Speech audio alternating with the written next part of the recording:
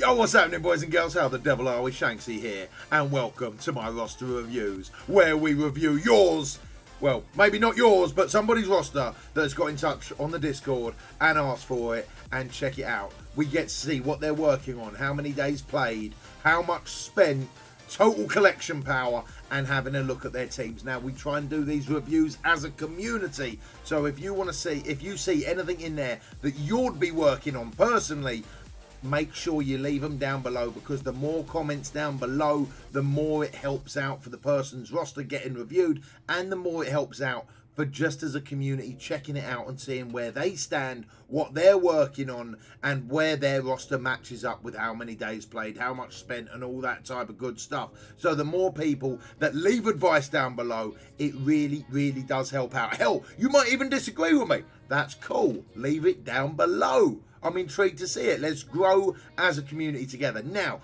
if you're interested in getting your roster reviewed, you can join the Discord. The link is down below. Send me a message. There is a small charge for the service, and there are 3 different types, whether it be done within a week, 24 hours, or whether we have a Discord call afterwards and we go through your war teams. All of that stuff is in my Discord if you are interested in getting that done. And basically, the money that we raise from it helps go towards the channel and make more content for Strike Force. So it's like a revolving circle, you know what I'm saying? But enough of me flapping me gums. Let's get straight into it, boys and girls.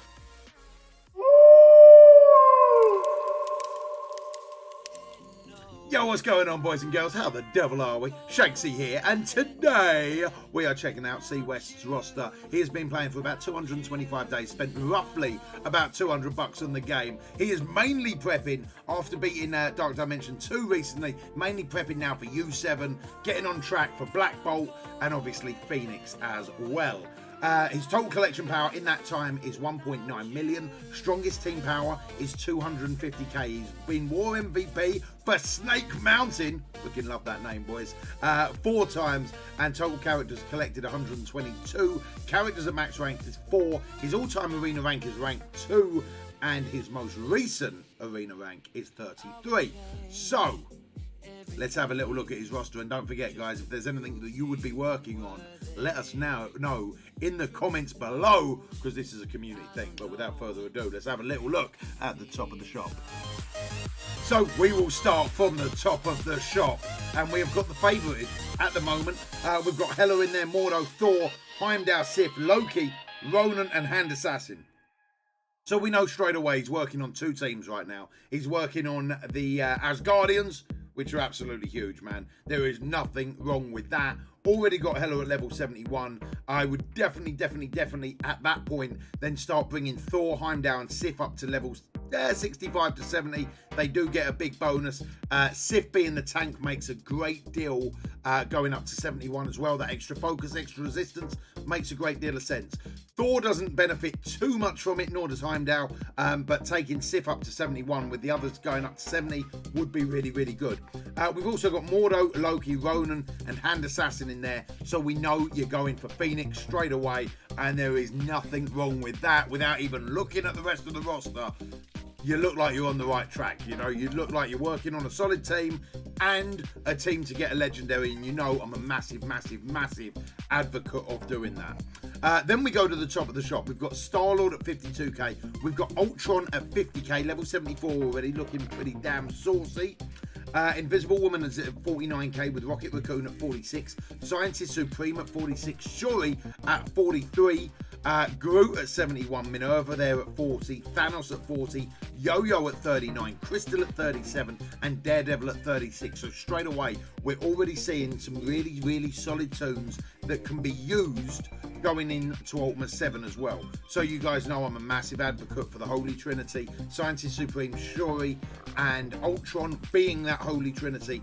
Then Yo-Yo works incredibly well, Minerva, Falcon, Thanos I've actually seen work in there, Invisible Woman.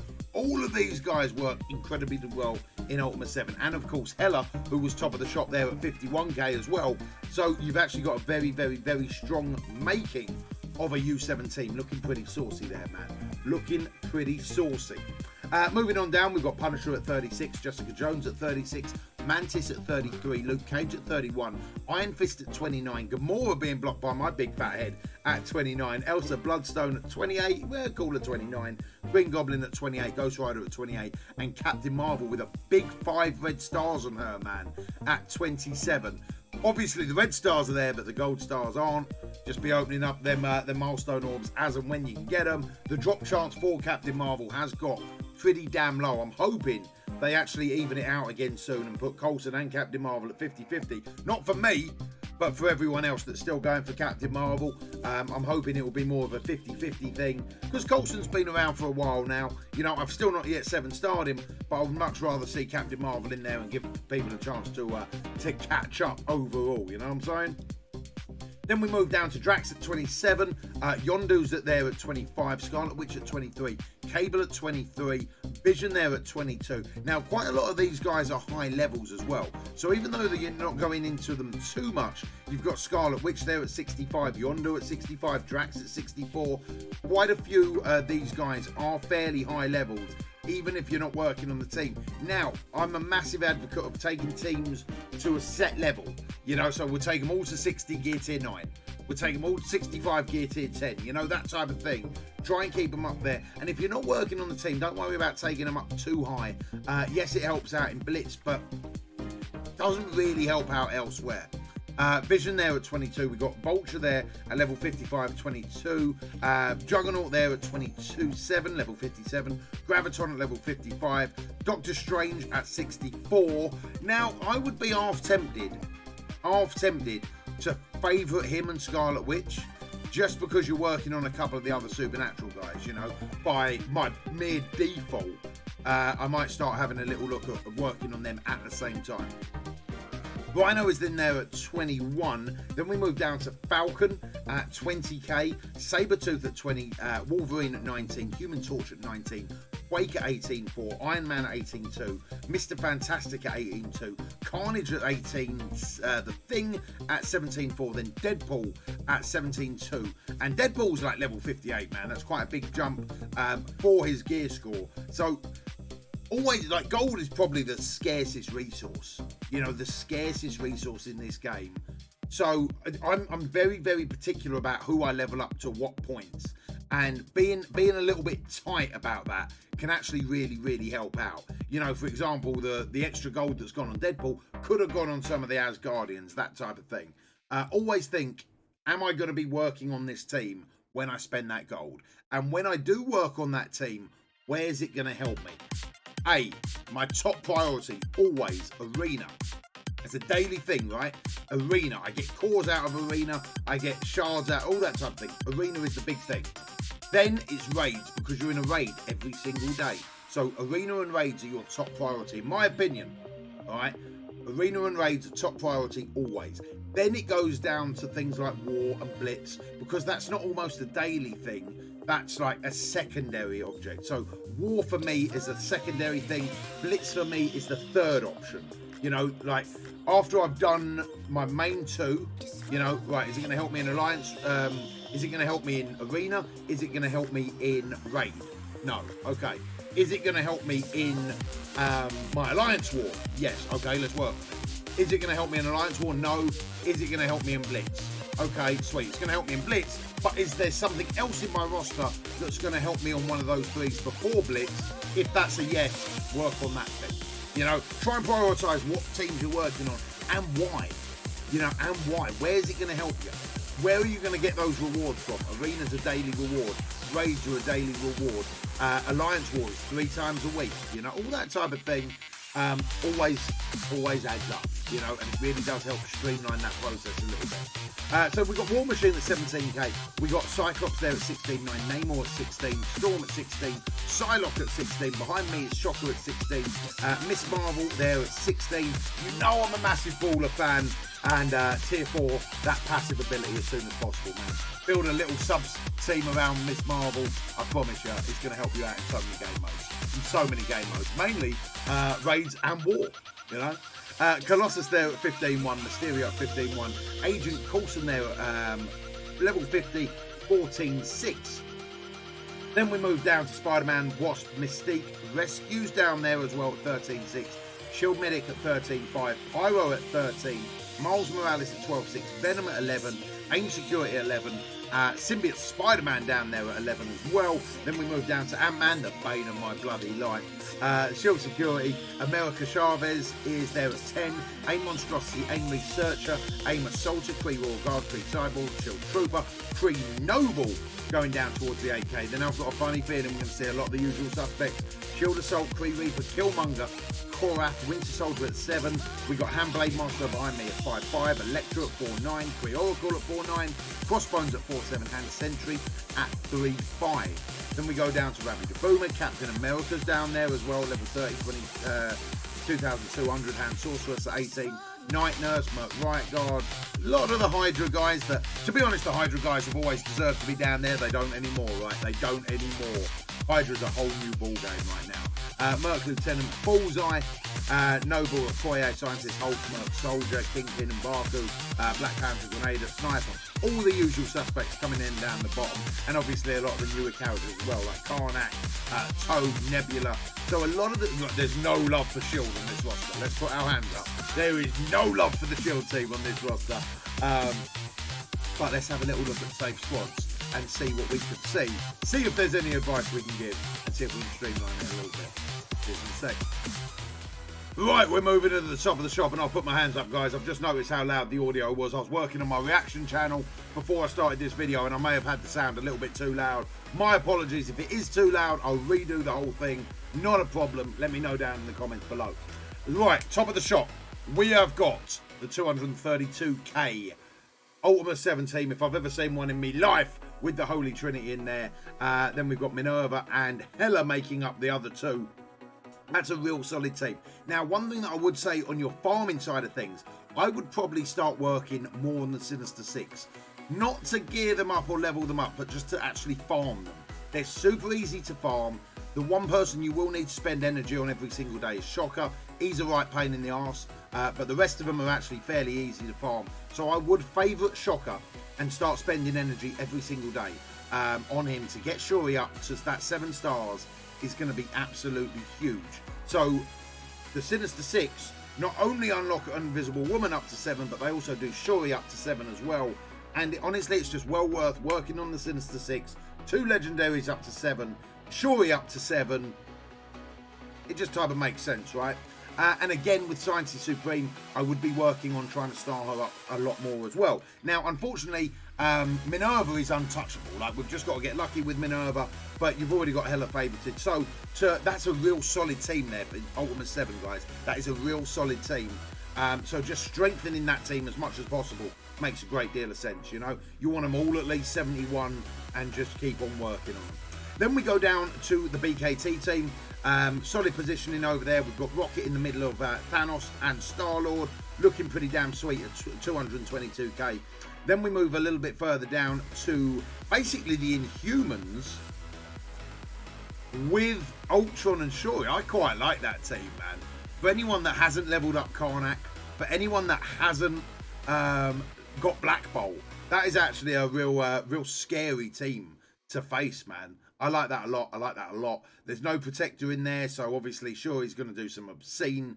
sorry, not Shuri. Yo-Yo's going to do that obscene offense down so many times. Yo-Yo, in my opinion, is just an absolutely amazing character. I can't wait to farm her. I'm going to go crazy when she comes out. You don't even understand. Then we move down to... Okay. Then we move down to the Defenders. We've got Daredevil next to Luke Cage. Now, normally I like running Luke Cage on the wing.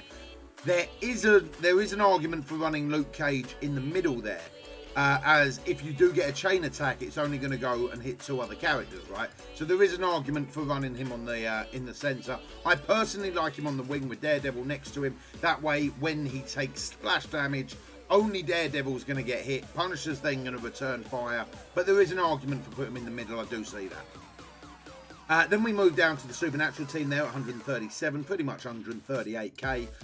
Mordo's being the big hitter in that team, followed closely by Elsa and Ghost Rider. And I really like the fact that the damage dealers are the ones that are higher up, because basically if you have the supports that are a little bit higher up, it type of throws the whole team into a bit of a mix up when it comes to blitz. You know, you just can't burst them down even though you want to. So it's a solid rule of thumb. If you are working on a team, work on the damage dealers first and then work on the support. The supports are a big integral role of it, but the damage dealers are going to help you in blitz more because they're going to burst teams down real quick.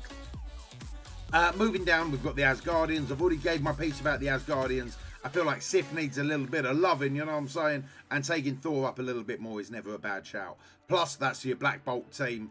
And yeah, that's not bad resources spent whatsoever. And as far as a war team goes, still love them in defense, baby. Moving on down to the Fantastic Four, 120k there. I really like the Fantastic Four. They're a great war offense team. But I feel like we've given you enough to work on. And I feel like you're actually really on the right track here anyway, dude. Like, really on the right track. Fantastic Four is definitely something to keep in mind for a war offense team.